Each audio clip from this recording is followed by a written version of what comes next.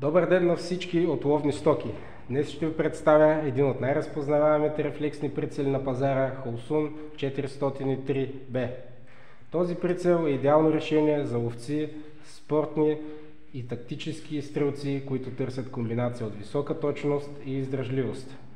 Комплектът включва в себе си бързомера с ниския монтаж, ширина за батерията резервна, инструменти, с които да обслужвате бързомера, гумено капаче за протекция на обектива.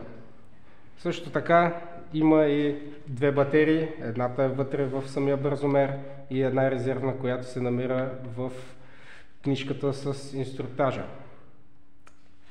Holsun 403B разполага с 2 моа червена точка, която осигурява прецизно прицелване.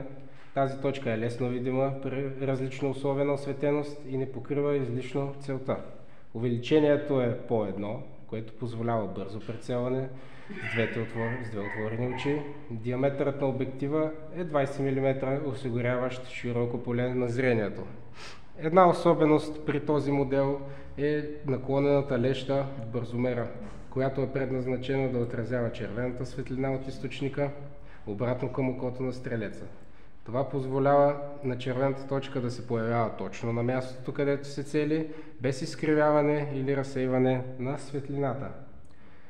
Прицелът използва батерия CR2032, която предоставя до 50 000 часа живот. Освен това има функция Shake Awake, която активира прицела при движение и го изключва при бездействие, за да пести батерията.